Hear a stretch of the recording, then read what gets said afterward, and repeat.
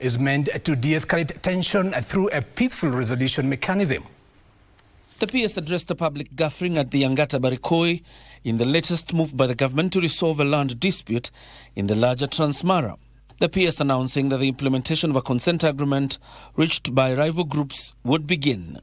Waingie kwa shamba, tuweke beacon kuanzia penye watu wameishi mpaka wapi, na hiyo eka 1500 mpaka wapi, tumalize ile eka nyingine na baki tuweke beacon, au wazee pia wakuwe na jamaa yao ndio inaanzia hapa mpaka hapa, kusikuwe na mambo ya kuvutana, si kweli? Koril directed the area deputy county commissioner to coordinate a committee of 10 people that will accompany a team of surveyors dispatched from the lands ministry to aid in the allocation. The area leadership has hailed the move as a step towards finding a lasting solution to the dispute. Na hiyo maneno haikuwa rahisi. Na venye mnajua hiyo maneno imekuwa kutini kwa miaka mingi sana.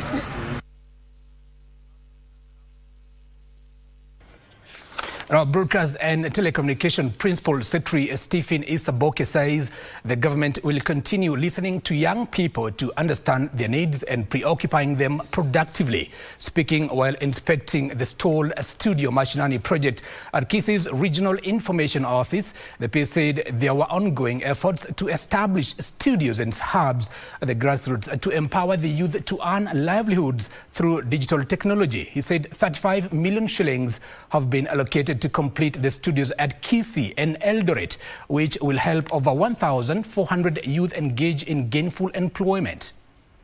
To say that as part of the budget plan for 25-26, we set aside 35 million to complete the 2 studio Mashinani projects. The one in KBC here that we've just seen, this building behind me, and the other one in Eldoret. Those have been the 2 projects which have been installed maybe the last 12 months or so. And we want to fulfill the commitment made by government so that our youth then have a facility to actually come and shoot or record content, both video, audio, any of those performances, and in fact monetize it. As you know, nowadays, the biggest economy is actually an intellectual property economy. It's not about land, it's not about buildings. It's actually your intellect.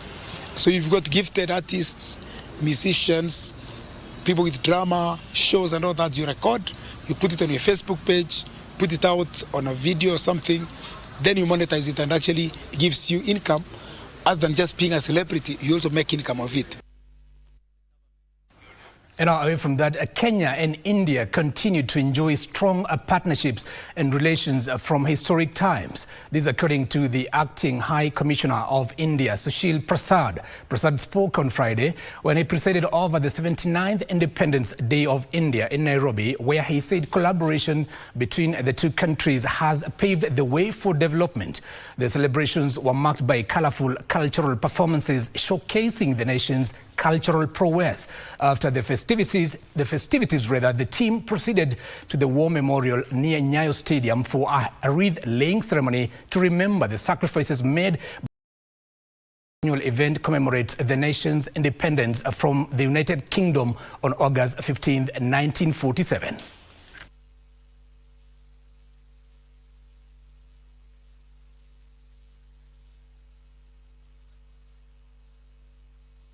And when Kenya became independence in 1963, since then we have been helping developmental journey of Kenya through various efforts. Both India and Kenya are marching together hand in hand. Our leadership has been in touch. They have been giving us guidance for implementing on ground.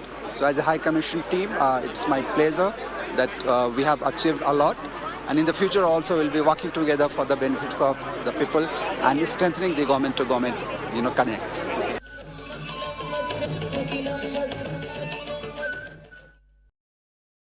Now on to security matters. Interior Cabinet Secretary Kipchumba Murkomen now wants chiefs not to be involved in the arbitration of gender-based violence, defilement and other sexually related offences through alternative dispute resolution, but have the perpetrators arrested and be arraigned in court. Speaking while launching an induction program for chiefs at the National Police College Embakasi A campus, Murkomen said the administrators operating in disturbed areas, especially where cases of banditry are rampant, will join the ranks of National Police reservists. Over 8,000 chiefs and their assistants will receive basic skills, including handling of firearms, to better their service delivery to Kenyans. The training will be undertaken in phases. And we were consulting with the peers and the IG and the team, and also the pastors who are here. We have to think seriously about continuous training regionally, with regional institutions within the region, because this is not acceptable. This is actually very, very serious. So let me repeat. This is a need that we have confirmed during our security and service delivery forums, dubbed Jukwaa la Usalama. Our officers continue to raise concerns that affected their delivery of service, among them delayed training. And this is acutely delayed training. If you have somebody here who was employed in 2000 and they've never done any training, that is really, really sick. They're almost going to retirement without capacity building and training. Indeed, 8,102 chiefs and assistant chiefs across the country have not undergone the mandatory basic training as stipulated in their scheme of service. This has diminished their morale, which has in turn affected quality service over to our citizens. The government has therefore embarked on a rapid training exercise for the 8,102 chiefs and assistant chiefs, with the first cohort of 1,000 of you already here at the National Police Service Embakasi campus here in Nairobi.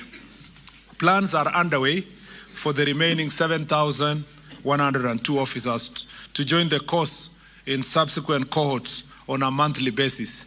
This is a 4-week induction paralegal and security management course.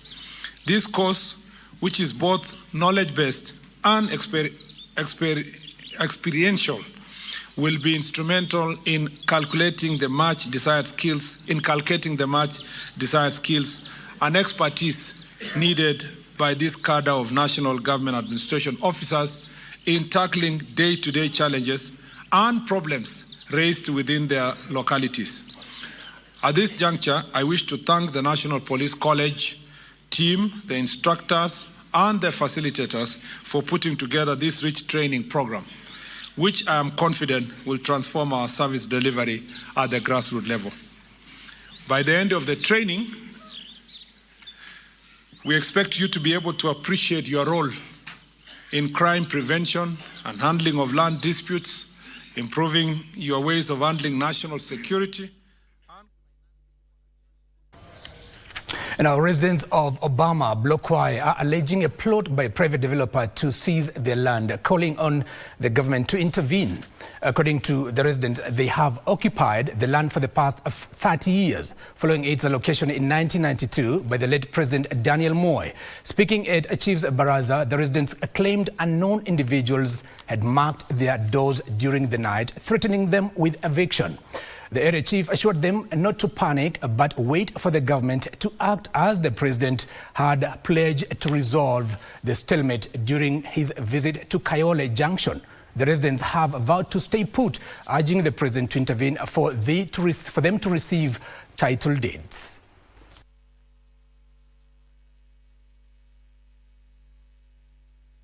We have been living here for the past 30 years, and we've just recently had some problems with some other people calling themselves Broadwell, who came here trying to take this land, saying that the land is theirs. Wengine ambao wanatumwa mahala hapa hatuwatambui, na wakae wakijua hapa hatungatuki.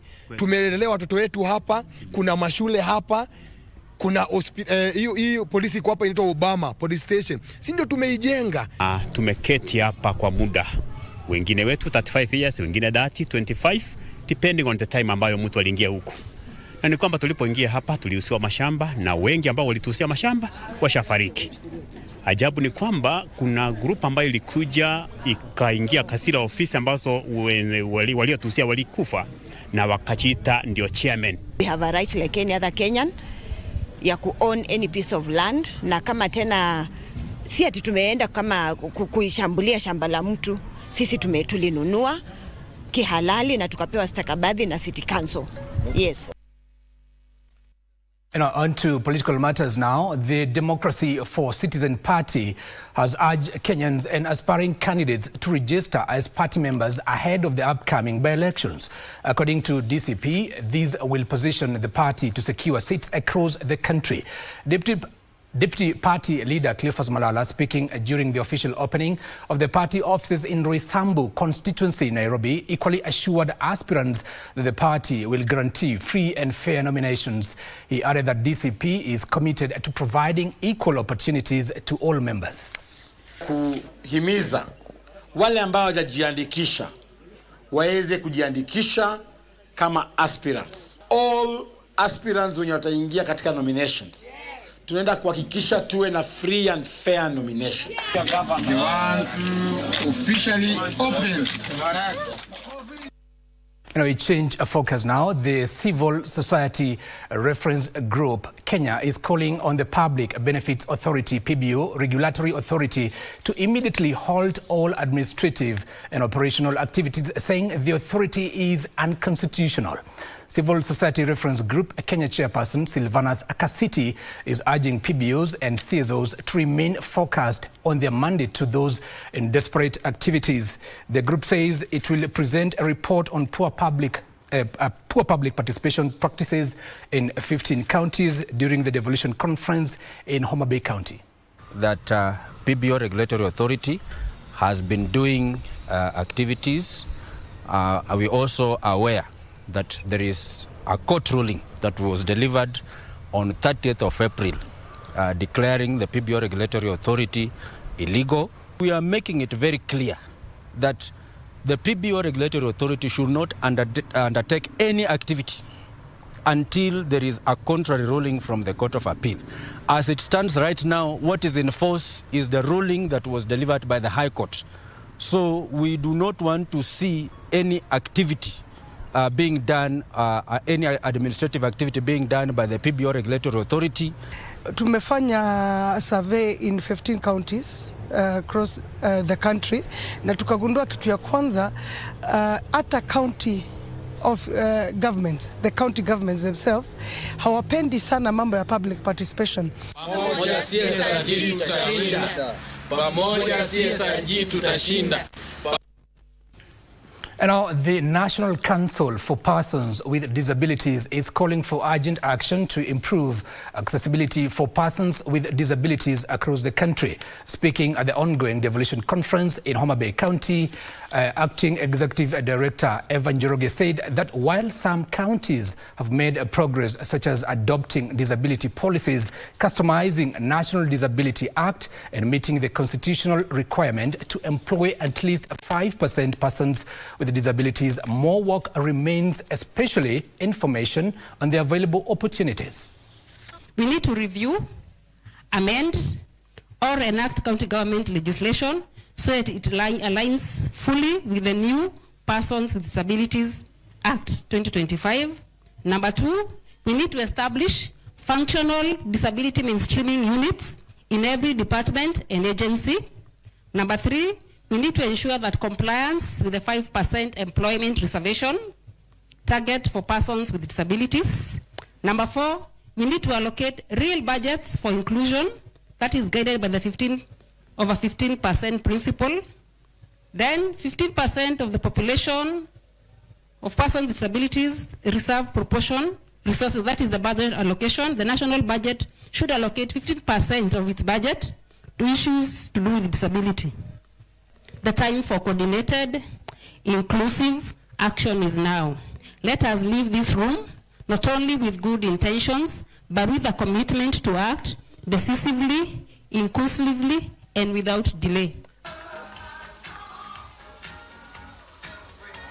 Now, the Institution of Engineers of Kenya now wants all counties and the national government to go fully digital in processing engineering approvals. IEK states that the move will eliminate delays, enhance transparency, and expedite service delivery to Kenyans.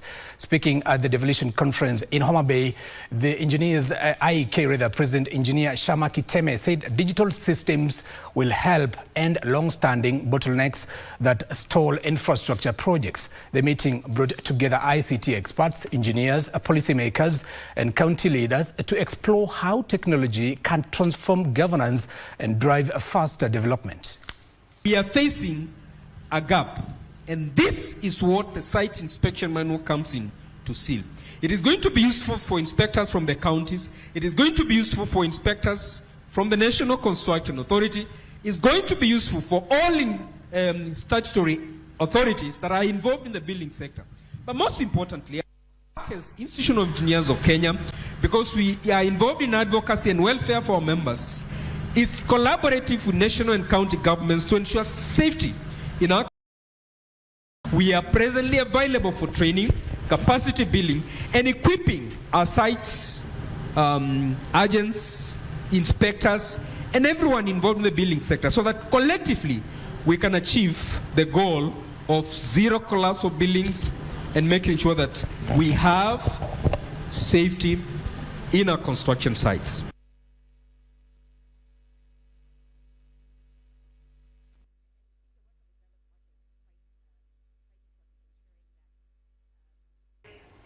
Now, grief has engulfed Nyandarua County following two separate tragedies: the defilement and murder of a 13-year-old schoolgirl in Olkalau and the death of a Corino bishop after a church building collapsed in Kinangop. In Mandera County, a woman was killed while her daughter sustained serious injuries after following an explosion in Mandera East constituency. Our reporter Aaron Mary with the details. In Mogumu village, Olkalau, the family of the 13-year-old grade 7 pupil at Mogumu Primary School, Maureen Wanjiku, is in mourning following a chilling discovery of their daughter's lifeless body at the foot of their farm after a long search. Hiyo siku tulijulishwa ati mtoto amepotea.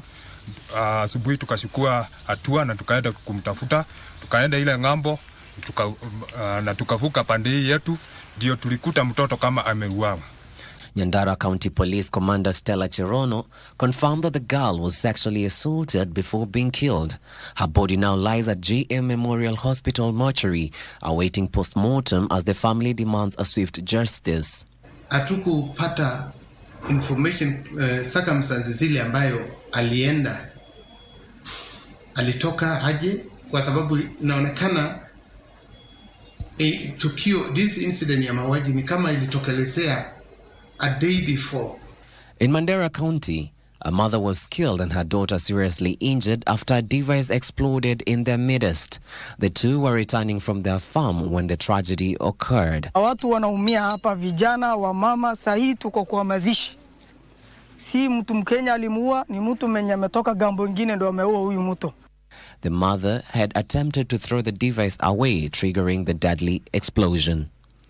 Aaron Marie, Lunchtime News. Our condolences to all the families who have been affected. Now, the Kenya Union of Special and Professional Guards is calling for the fast tracking of wages and salaries enforcement mechanisms and reconstitution of private security wages council with representations within the sector. The union, led by the Secretary General Samson Ongera, has raised concerns of lack of involvement in the ongoing reforms targeting the sector. The reforms are being undertaken by the Ministry of Labour and the Private Security Regulatory Authority, PSRA. This even as they called for the review of the PSRA laws to incorporate minimum wages for its workers in line with the minimum wages requirement.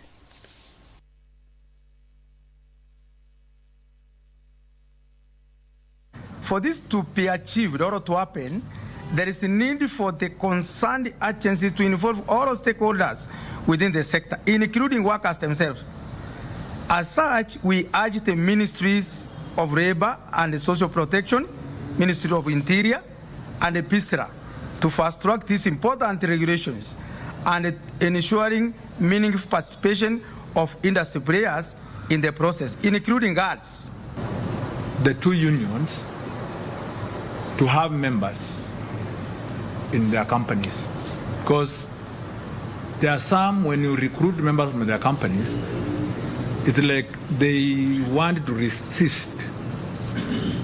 They are hell-bent on the other side, but the members have joined Goosebrook. So it becomes hard because Now they want us to fight, and members have joined our union. Of leaders from Nairobi County has faulted the Nairobi County administration for what they term as skewed leadership style. The leaders are specifically against the recent demolition of houses that have left several people homeless. Led by Embakasi North Member of Parliament James Gakuya, the leaders call for enhanced service delivery for Nairobians. They have also vowed not to be distracted from holding their meetings in any part of Nairobi County.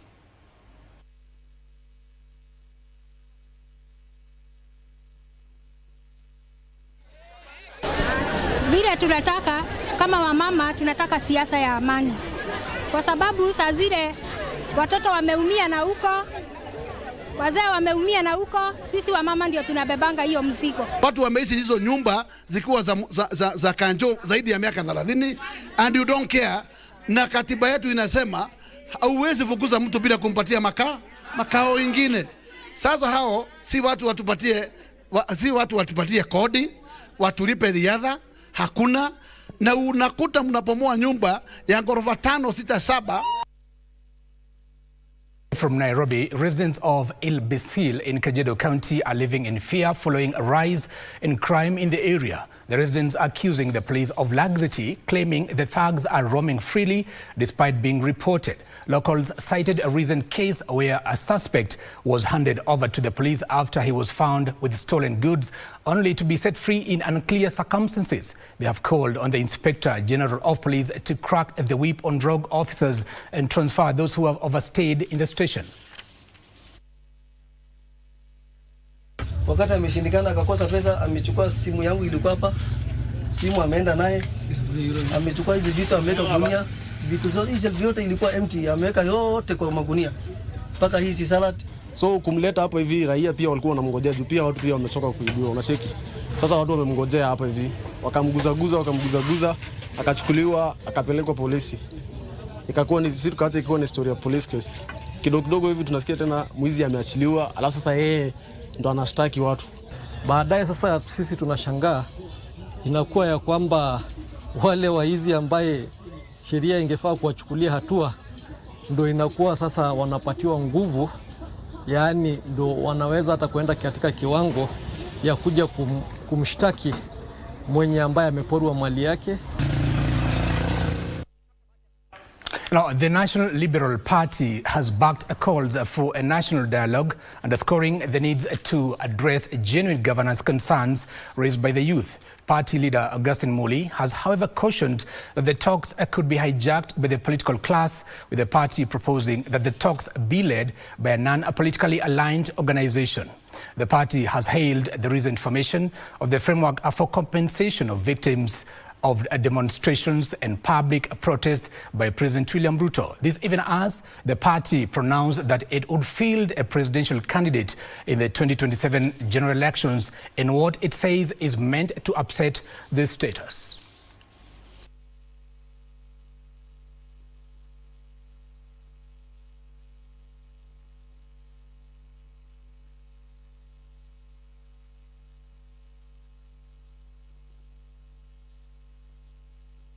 Call for this dialogue. They are all on the table. They are all on the table. All they are looking for is an opportunity to be relevant. All they are looking for is an opportunity to emerge as the leaders of the new dialogue, new conversation that will shape Kenya. So if they are genuine, they must look for new faces. We are going to field candidates in by-elections, MCA positions, MP positions, all the positions. And in 2027, the presidential candidate to watch for will be from National Liberal Party. Story takes us to our first commercial break. Don't go too far. Still so much more ahead.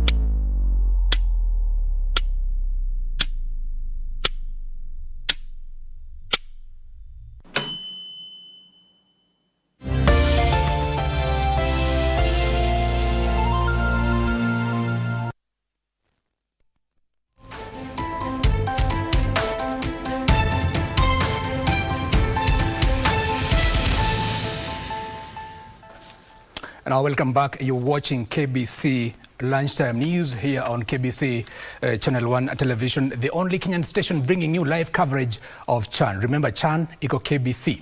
Now we move on. Private basic institutions providing education and training gearing for a bright future after the bill seeking the recognition starts gaining shape. The Basic Education Amendment Bill is being subjected to public participation before going back to Parliament for adoption, finally becoming the law. Parliament Education Committee, led by its chairperson Julius Meli, who is also the Member of Parliament for Tinderet, traversed through the 17 constituencies of Nairobi County to seek views from the public on the bill. Stakeholders narrated how they have been passing through hurdles trying to survive oppressive laws and how they have not been getting registration simply because they don't meet the said standards. The lawmaker assured them of equality and funding from the government once the bill is passed.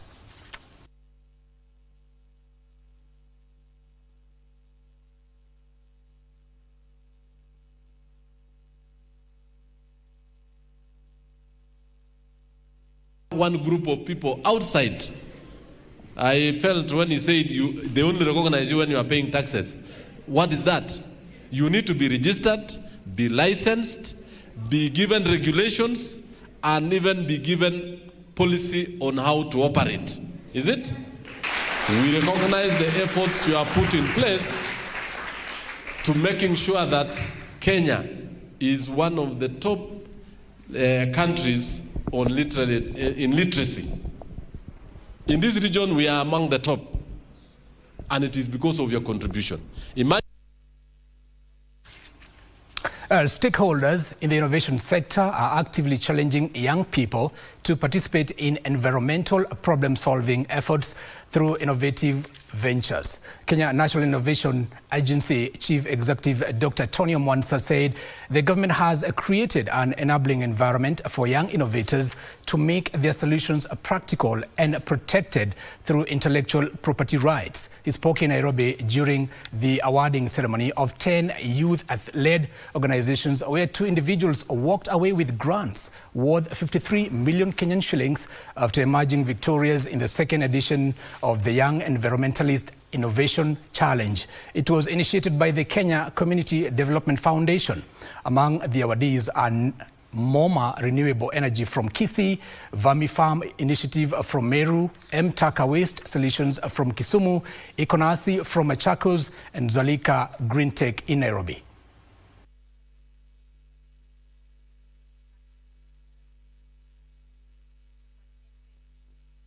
Really worry and think about all these innovations.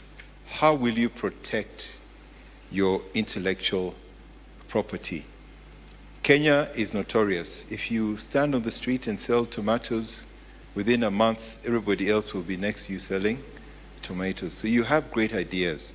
How are you going to protect them so that you don't sit and you say, this was my idea. Somebody has grabbed it. And so I hope that as innovators proceed with all the amazing funding support that we've received and all the initiatives we go, keep thinking about how do you embed scalability.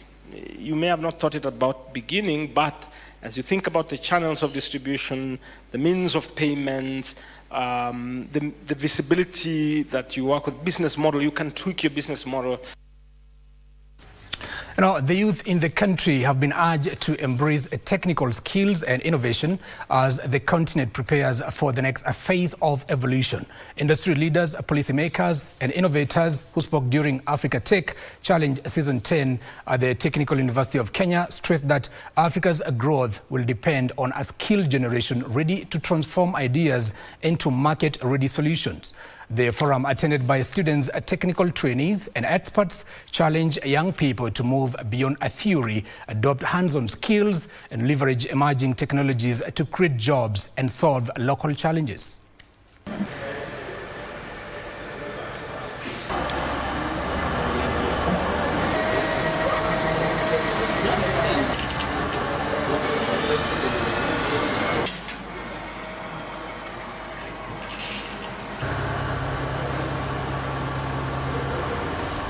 for many years, Africa has been relying on solutions to our problems from outside the continent. Now, with technology and with programs like what we're seeing today, we are working towards homegrown solutions to our challenges. We're looking at, tech solutions, digital solutions, solutions towards meeting the needs that we have, so that as we address our local challenges, we are able to also address the challenges that we face as a global society. The competition is quite competitive. As you can see, we have 12 countries, teams coming from 12 different countries. I am impressed with what all these teams are also able to offer in terms of what they are producing and in the time frame in which they're able to produce those pieces. So indeed, it is very involving. I'm from Senegal. I'm in the BTS in Senegal, Japan. So today I'm doing CNC and I'm very happy to do this. And it's an opportunity for me and for my country. And I hope I will be the winner. Now on to corridors of justice. Emily Mani's magistrate court has charged a woman for allegedly defrauding a business lady 30 million Kenyan shillings. The prosecution informed court that the suspect, Lilian Wangoi, pretended to be in a position to help the lady secure a standby letter of credit from Pacific Concord International based in Dubai. Details of these and other stories in the Scales of Justice segment. Appearing before trial magistrate Dolphina Lego, Lilian Wangoi, alias Lilian Weru, pleaded not guilty to 4 counts of conspiring to defraud in false pretenses in Westlands, Nairobi County. Purporting to be an agent working for Pacific Concord International, FZC, based in Dubai, you acquired USD 50,000 and Kenyan shillings 30 million. The prosecution informed court that Wangoi purported to be an agent working for Pacific Concord International FZC while acquiring the said monies. To look at the purposes of bail, which is basically to procure the attendance of an accused person, not to be punitive or commensurate with whatever charge that is before you. She will remain in custody as a pre-bail report is prepared. And 2 alleged gold fraudsters were paraded in court for jointly conspired to defraud business people USD 54,300 by falsely pretending they were in a position to sell them 35 kilograms of gold bars. We are playing for a mention in this matter in 2 weeks' time. We intend to carry out pre-trials on the said mentioned date and also file a consolidated charge sheet. The duo Benson Odero Gembe and Immaculate Adhiambo Oduno will remain in custody over the weekend awaiting further directions from the court. Elsewhere, an Equity Bank employee has pleaded not guilty to stealing from the bank's Kahawes branch over 1 million shillings. The Honorable Court to grant bond terms that are commensurate to the charges that the accused person is facing and also the value of the alleged stolen property. We pray for a mention date in 2 weeks' time to supply documents to the defense. The court was informed that Gilbert Kiptole alone stole the said amount by the virtue of his employment in the name of Mary Kanini Kamuya. Pre-bail report to be brought before the court, and the court will thereafter give further directions thereafter. So pre-bail report on the 19th day of August 2025. Ruth Wamboi for Lunchtime News.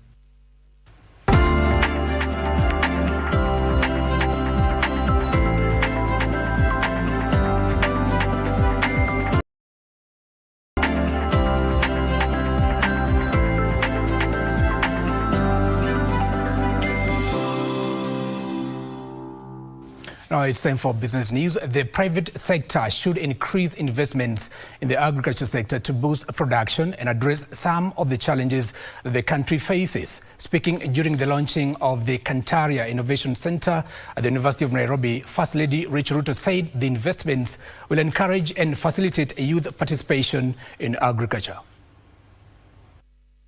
Kenya startups raised 1.3 trillion shillings from private equity, with most of the funding channeled to fintech, agritech and mobile-based solution sector. The private sector has been challenged to increase funding in the agritech to boost food production and reduce the food import bill. First Lady Rachel Ruto in agriculture will help attract youth into the sector and create employment opportunities. Government remains committed to fostering an enabling environment through supportive policy, investment in infrastructure, and facilitation of finance to encourage innovation and entrepreneurship in agriculture.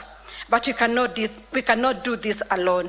We need continued support from our partners in the private sector, development agencies, and international collaborations. She was speaking during the official opening of the 100 million shillings Kantaria Agricultural Technology Innovation Center at the University of Nairobi that is supported by Elgon Kenya. Start your own businesses, you want to be employers.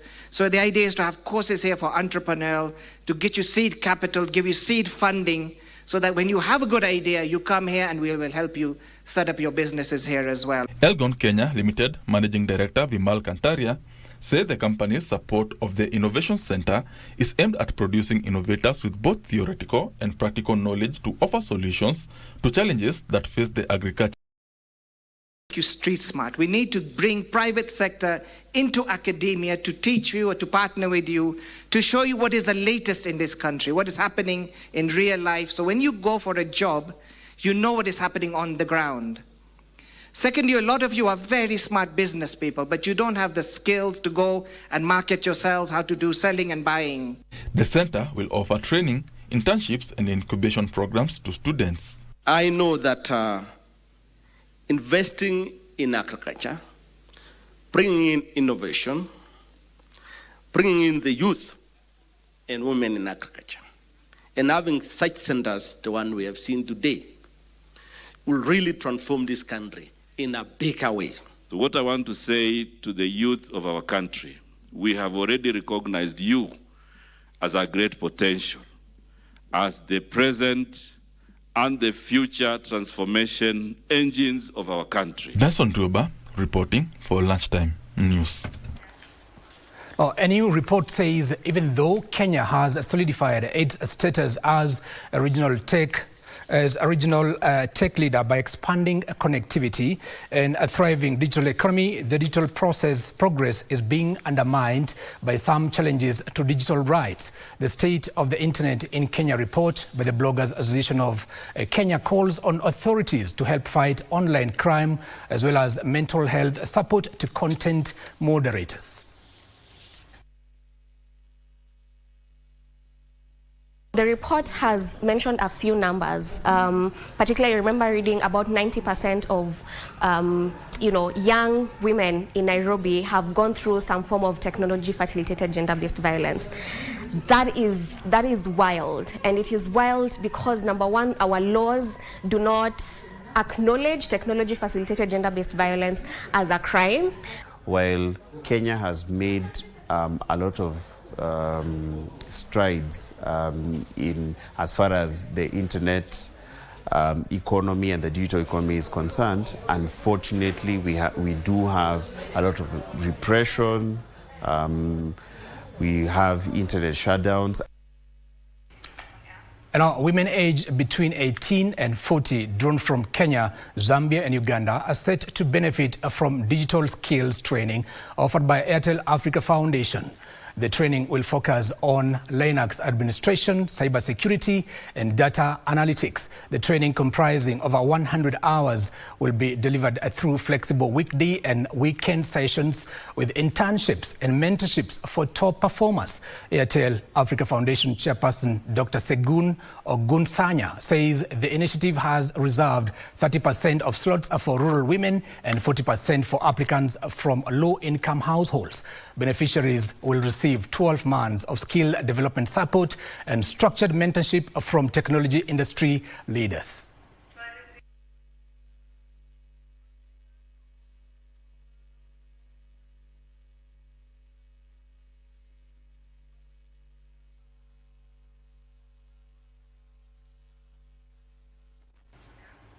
Now, Ruma National Park in Harambe County is being elevated to a flagship status as part of efforts to diversify Kenya's tourism offerings beyond the traditional beach and safari packages. Tourism Cabinet Secretary Rebecca Miano says the integration of wildlife and sports is emerging as a key driver of tourism, with Harambe standing out as a prime example where these elements converge. Ruma National Park is home to endangered species such as roan antelope as well as the Rothschild's giraffe, both black and white rhinos. We are establishing a robust relationship with all the counties. Our products are in counties, and we are recommending that by the end of this year, each county has at least one flagship tourism product, at least one. For starters, the park is 120 kilometers square. This is the sanctuary for the very rare and threatened lone antelope. We currently have about 27 lone antelopes that are here, and they've been put in a sanctuary so that we can be able to conserve them in an area that is predator-proof. More than 100,000 farmers in Molo, Nakuru County and parts of Nyandarua have adopted a new certified potato seed multiplication technology known as rooted apical cuttings to enhance production. The National Potato Council of Kenya Value Chain Manager Henry Chimjor says Kenya produces only 6,700 tons of certified potato seed annually, below the national demand of 30,000 tons, creating a business opportunity for seed propagation.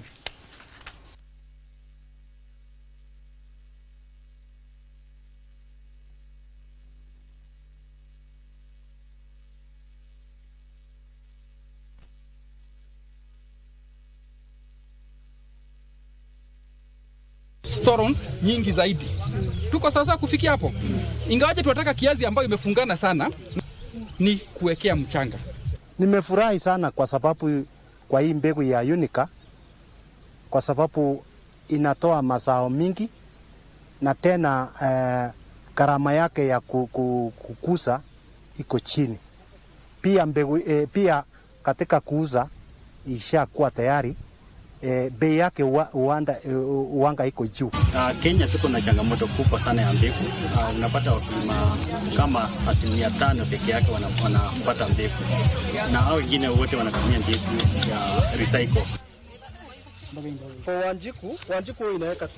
And Kenya and the Intergovernmental Authority on Development, EGAD, have opened crucial talks in Nairobi to craft a new 5-year regional blueprint that will define how the Horn of Africa confronts its most pressing challenges, from climate disasters and shrinking development funds to regional instability.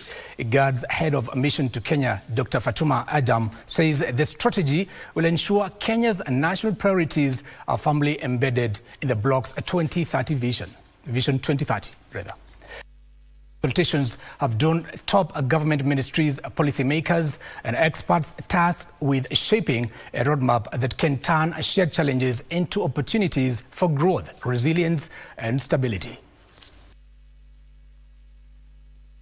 We have to make sure we engage each and every ministry, each and every department, each and every institution to capture the priorities that are, important to them for the coming 5 years, so that the national priorities or the member state priorities feeds into our regional agenda, that also feeds into the continental agenda as provided for within the AU, infrastructures. But also we are aware that we are in difficult times now. We are seeing reduction in development financing to our region, to Africa. We are seeing extensive disasters due to climate change. We are seeing instabilities due to conflicts, and these remain alive within our region. So as we discuss with the countries, we want to make sure that what we agree to work collectively as a region is very, very consistent with the needs of our member states.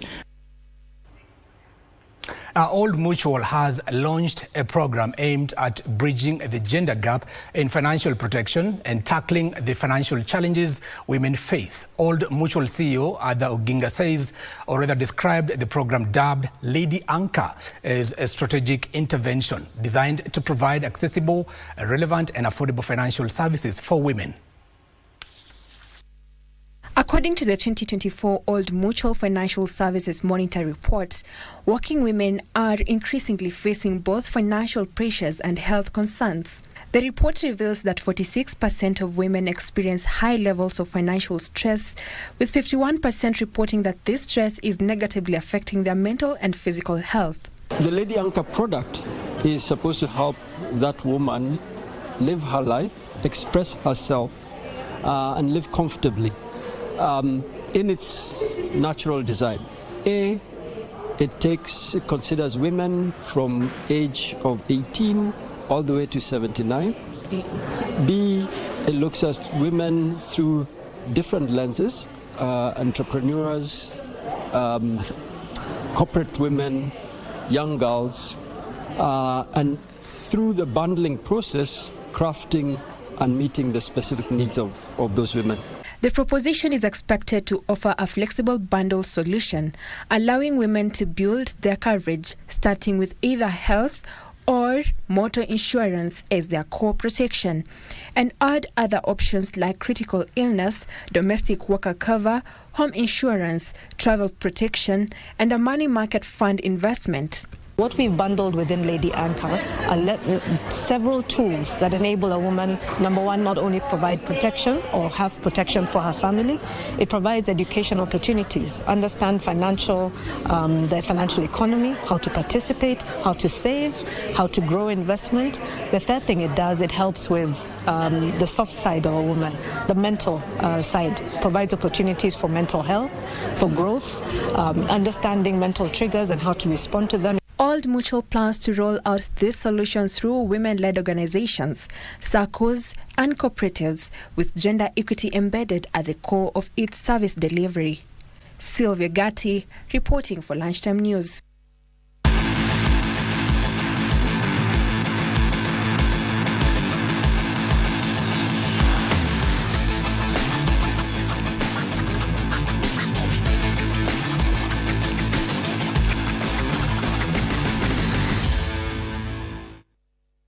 It's time to get sporty. Now listen to this. The national soccer team, Harambe Stars, have secured a place in the quarterfinals of the 2024 African Nations Championship. Yeah, that's right. Chan, with a match to spare, an impressive feat in their debut appearance at the tournament. Kenya kicked off their Group A campaign in style, edging DRC Congo 1-0 in the opener before settling for a 1-1 draw against Angola in the second outing. They followed that up with a stunning 1-0 victory over former champions Morocco, moving to the top of the group with 7 points. Yesterday's Group A results confirmed Kenya's qualification after Morocco defeated Zambia 3-1, while DR Congo beat Angola 2-0. The outcome of the two matches left Morocco and DRC tied at 6 points each, while Zambia and Angola were eliminated. Thanks to head-to-head wins over both Morocco and DR Congo, Kenya is guaranteed a top 2 finish, regardless of the results in the final round of group fixtures as per the tournament's tie-break rules. Catch all the action live on KBC Channel 1 stations.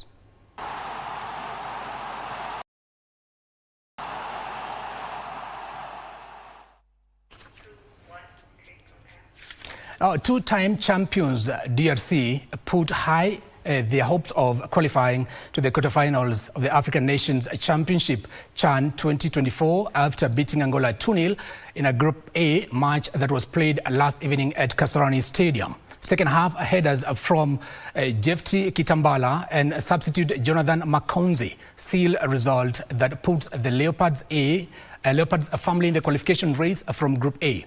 Earlier, Morocco defeated Zambia 3-1, meaning Sunday's showdown between DR Congo and Morocco will likely decide a quarterfinal campaign, ending with disappointment after failing to find the net. Here in Nairobi, and that means Angola need to score at least twice. Musiala headed home brilliantly. DRC have a 2-goal advantage, and the man who scored in the qualifiers has scored in the tournament proper. And Algeria head coach Majid Bouguera has declared that his team's mission at the 2024 Total Energies Africa Nations Championship CHAN is nothing short of winning the trophy. Bouguera, who guided Algeria to the CHAN 2023 final on home soil, hailed Africa talent as the backbone of European football and urged local players to believe in their ability to excel. On the biggest stages, Algeria will face Guinea in a high-stakes Group C clash at the Mandela National Stadium in Kampala, Uganda this evening. Meanwhile, South Africa's keeper Neo Mayama says his side must win their third Group C match against Niger at Mandela National Stadium this evening to strengthen their chances of securing a place in the last 8 of the African Nations Championship. Host Uganda lead the group with 6 points from 2 games and are well positioned for a quarter-final spot. Algeria level on 4 points with Bafana of South Africa after 2 matches, also remains firmly in contention.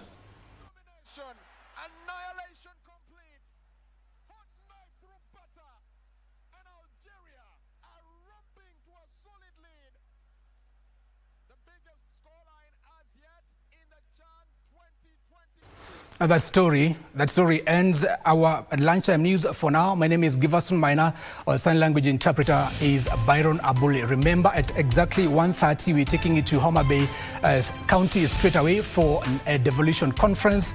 The end of the conference rather in Harambee. And remember, KBC Channel 1 is bringing you 2 games in the evening. That is at 5 p.m. Guinea versus Algeria, and of course at 8 p.m. Niger versus South Africa. See you and bye-bye.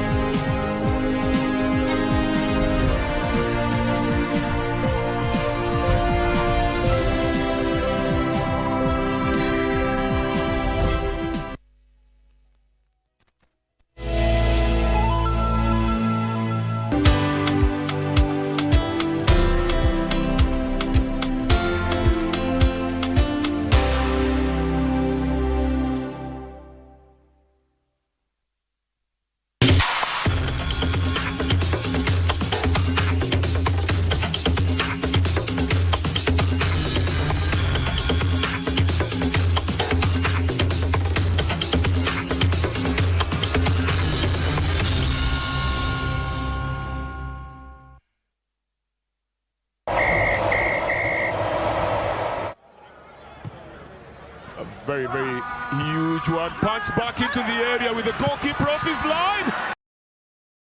It up, a second shot, and it's cleared off the line.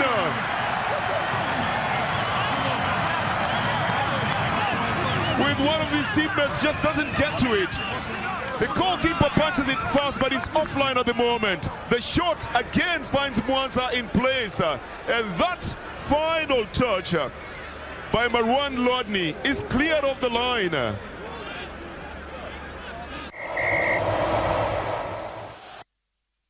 Back your favorite team as they battle for glory in the Total Energies CAF African Nations Championship 2024 right here on home soil.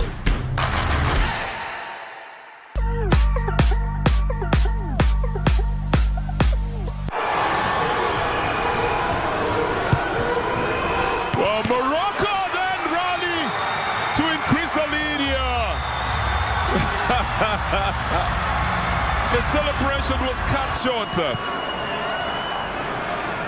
Morocco hastened the pace a bit, getting the ball out to the right flank. And Youssef Berry brings in the cross, and a confident, a definite header from Louis puts the Moroccans 2 goals up.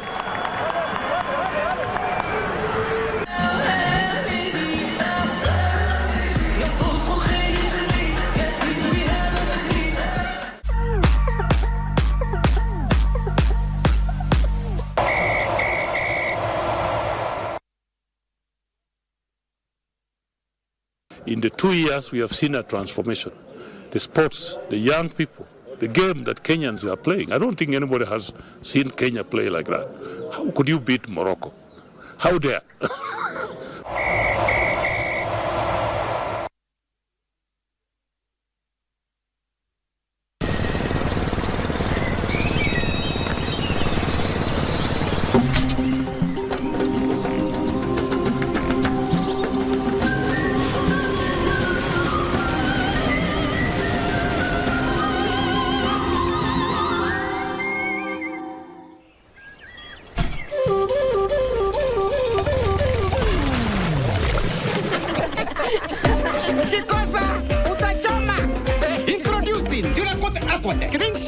Kenya's past tintable waterproof in the paint.